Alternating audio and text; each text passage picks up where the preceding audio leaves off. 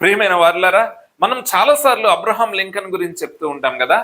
Abraham Lincoln చాలా మంచివాడని, భక్తిపరుడని చెప్తూ ఉంటాం. మరి అబ్రహాం లింకన్ యుద్ధం చేశాడు. సివిల్ వార్ అంటారు దాన్ని, తెలుసా? అదేంటి, యుద్ధం చేసినోడు మంచోడా? రక్తాన్ని ఏర్లే పారించినోడు మంచోడా? చెప్పండి. అతను మృదు స్వభావే, కానీ సత్యము కొరకు, శాంతి కొరకు, దేవుని నామ మహిమార్థం కొరకు రాజీ పడడం, ఆ విషయంలో చాలా స్ట్రాంగ్. అతను ఎందుకు యుద్ధం చేశాడు? దేవునికి విరుద్ధమైన విషయాలు ఆ దేశంలో జరుగుతున్నాయి. దేవునికి విరుద్ధమైన విషయాలు ఆ దేశంలో జరుగుతున్నాయి. నిరంతరం బైబిల్ చదివి బైబిల్ ప్రకారం జీవించాలనే తపన కలిగిన అబ్రహాం లింకన్ ఆ యొక్క పాపాన్ని, తన తోటి దేశస్థులు చేస్తున్న ఆ దోపిడీని, దుర్మార్గాన్ని సహించలేకపోయాడు. అయితే దోపిడీ వైపు, దుర్మార్గత వైపు, మరి ప్రజలను ఇబ్బంది పెడుతూ సంపాదించుకోవాలన్న తపన కలిగిన ప్రజలు అబ్రహాం లింకన్ని వ్యతిరేకించారు, యుద్ధము ప్రకటించారు. దేవుని మీద ఆధారపడిన అబ్రహాం లింకన్ మృదు స్వభావి అయినను సత్యము కొరకు కఠినంగానే నిలబడ్డాడు. ప్రియమైన వారులారా, ఒకసారి చూడండి, నిర్గమకాండము 21వ అధ్యాయం 16వ వచనం. ఒకడు నరుని దొంగిలించి అమ్మినను తన యొద్ద నుంచుకొనినను వాడు నిశ్చయముగా మరణశిక్ష నందును. ఒక నరుని దొంగిలించకూడదు, దొంగిలించి అతని దగ్గర ఉంచుకోకూడదు. ఏంటి, మనుషులను కూడా దొంగిలిస్తారా? అమ్మా, మనుషులను దొంగిలిస్తారా? చెప్పండి, దొంగిలిస్తారా మనుషుల్ని? మనల్ని ఎవరిని దొంగిలిస్తారా? ప్రియమైన వారులారా, నేను ఒక బుక్ చదివాను. దాన్ని రాసిన వ్యక్తి అలెక్స్ హేలీ. రూట్స్ అనే బుక్ అతను రాశాడు. ఆ రూట్ అంటే ఏంటి? వేళ్ళు. మా వేర్లు ఎక్కడ ఉన్నాయి? అతడు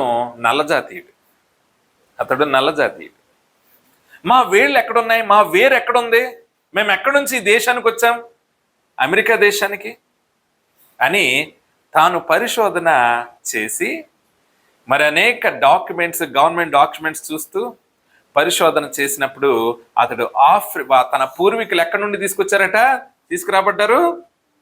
ఆఫ్రికా నుండి తీసుకురాబడలేదు. ఎలా చేయబడ్డారు? దొంగిలించబడ్డారు. అప్పుడు ఆఫ్రికన్స్ మరి ఆటవిక జాతులుగా ఉండేవారు. అప్పటికే అమెరికన్స్ దగ్గర ఈ యొక్క గన్స్ ఇవన్నీ ఉండేవి, పెద్ద పెద్ద వార్డులు ఉండేవి. వారి యొక్క మరి చరిత్రను ఆయన మరి రాశాడు. ఎలా అంటే, వారిని ఆఫ్రికా ఖండం దగ్గరికి వెళ్ళి ఆ ఓడలో ఆ గన్స్ తోటలతో మరి వాళ్ళని పట్టుకొని కొట్టి వారందరినీ ఆ ఓడలోకి పడేసేవారు. లేడీస్ని, జెంట్స్ని. సరైన తిండి తెప్పులు ఉండేవి కాదు, అర్థమైందండి? వారికి బాత్రూములు ఫెసిలిటీ ఉండేవి కాదు, వాళ్ళకి బట్టలు ఉండేవి కాదు. చనిపోతే సముద్రంలో పడేయడమే, అంతే, సింపుల్. మరి అమెరికా తీసుకొచ్చి ఏం చేసేవారు? వారిని కట్టేవారు. కట్టి, ఇదిగో చూసారా, వీడి కండలు చూసారా, వీడు కొనుక్కుంటే మీకు ఒక 30 సంవత్సరాలు కఠిన బానిసత్వం చేస్తాడు, వీడు మంచి లేబర్ వర్క్ చేస్తాడు అని మనుషులను కట్టేసి అక్కడ మరి అమ్మేవారు, జంతువుల్లాగా. మనుషులు కొనుక్కునేవారు. ఎందుకు? నెలల జీతాలు ఇవ్వాల్సిన పని లేదు. కొంచెం ఫుడ్ పెడితే ఉదయం నుంచి సాయంత్రం వరకు ఎంత కాలమైనా వాళ్ళు ఏం చేస్తారు? పని చేస్తూనే ఉంటారు. ఈ యొక్క అమానుషమైన క్రియను చూసి మృదు స్వభావి అయినను అబ్రహాం లింకన్ తట్టుకోలేకపోయాడు. అందుకనే తన ప్రసంగంలో, మొదటి ప్రసంగంలోనే ఫస్ట్ మాట చెప్పాడు, God made all are equal. దేవుడు అందరినీ సమానంగానే చేశాడు. ఒక మనిషిని నువ్వు ఒక జంతువులా చూడడానికి అవకాశం లేదు. ఇది దేవుని యొక్క వాక్యానికి విరుద్ధం, ఇది మానవత్వానికి విరుద్ధం అని తన యొక్క ఎన్నికల ప్రచారాన్ని ప్రారంభించాడు. మొదటిసారి ఓడిపోయినను రెండవసారి కూడా దేవుని వాక్యాన్ని చేతపట్టుకొని రాజీ పడలేదు. అందులో ప్రియమైన వారులరా, లోపాయకారితనంతో ఆయన ఉపయోగించలేదు ఆలోచనలు. ముందు గెలిసిపోదాం, తర్వాత ఏదో రకంగా ఈ యొక్క బానిసత్వాన్ని రూపుమాపుదాం అన్న కుయుక్తతంలో లేదు. ప్రియమైన వారులారా, నిజమైన క్రైస్తవుడు కుయుక్తి చేయాల్సిన అవసరం లేదు. తన స్నేహితుడు అన్నాడంట, అబ్రహాం లింకన్, నువ్వు కనుక ఈ ప్రసంగం చేస్తే రెండోసారి కూడా ఓడిపోతావు. అప్పుడు అబ్రహాం లింకన్ అన్నాడంట, ఇది కరెక్టా, కరెక్ట్ కాదా? దేవుడు నిజంగా అందరిని సమానంగా చేశాడా లేదా? అది రంగును బట్టి వేరువేరుగా చేశాడా? జాతిని బట్టి వేరువేరుగా చేశాడా? ప్రతి మనిషిని ఆయన రూపంలోనే చేసుకున్నాడు కదా అన్నప్పుడు ఇది కరెక్టే అన్నాడంట. మరి ఈ యొక్క పాయింట్ నేను తీయనన్నాడట ఆ ప్రసంగ పాఠంలోంచి.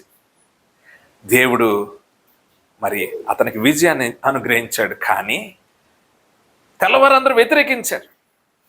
ఎందుకు వ్యతిరేకించారు?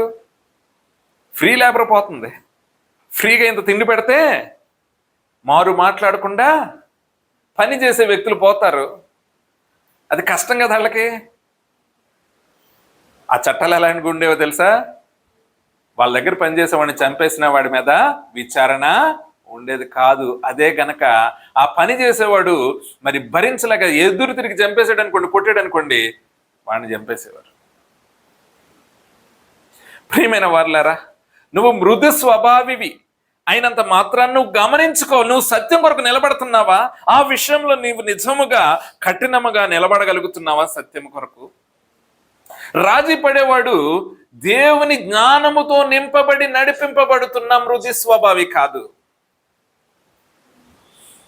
మృదు స్వభావం అనగా దేవుని జ్ఞానంతో నింపబడి నడిపించబడుతున్నవాడు, వాడు నెమ్మదిగా ఉన్నను దేవుని వాక్యం ప్రకారం బలముగానే ఉంటాడు. వాడు రాజీ పడడు. వాడు అల్టిమేట్ గోల్ ఏంటంటో తెలుసా? దేవుని శాంతిని, ఇక్కడ సమాధానాన్ని ఇక్కడ స్థాపించాలని తాపత్రయపడతాడు. ప్రియమైన వారుల వల్లారా, నువ్వు మృదు స్వభావిగా ఉంటున్నావా, లేకపోతే కఠినత్వంతో నింపబడిన వాడిగా ఉంటున్నావా? నీలో సత్యము కొరకు నిలబడాలన్న తపన ఉంటుందా, లేకపోతే పరిస్థితులను బట్టి రాజీ పడిపోతున్నావా? ప్రియమైన వారులారా, క్రైస్తవులు చాలా మంది ద్వేషిస్తూ ఉంటారు, కామెంట్స్ చేస్తూ ఉంటారు కదా, గొర్రెలు అంటారు, రకరకాల మాటలు అంటూ ఉంటారు. క్రైస్తవుడు తిరగబడకపోవచ్చు, దాని అర్థము అతడు బలహీనుడనా? లేకపోతే అంత బలహీనుడైతే ఏం చేస్తాడు? విశ్వాసాన్ని వదిలిపెడతాడు. కానీ విశ్వాసాన్ని ఎందుకు వదిలిపెట్టట్లేదు? కారణం సత్యము అతనికి తెలుసు. ఎదుటివాడు ఏదో అన్నంత మాత్రాన్న గలిబిలి చెందాల్సిన అవసరము క్రైస్తవునికి లేదు. ప్రియమైన వారులారా, ఒకవేళ నువ్వు నిజముగా ఇటువంటి మృదు స్వభావాన్ని కలిగి ఉంటే, నువ్వు దేవుని జ్ఞానం చేత నింపబడి దేవుని జ్ఞానము చేత నడిపింపబడుతున్నావని ఆనందించు, దేవునికి కృతజ్ఞత చెల్లించు.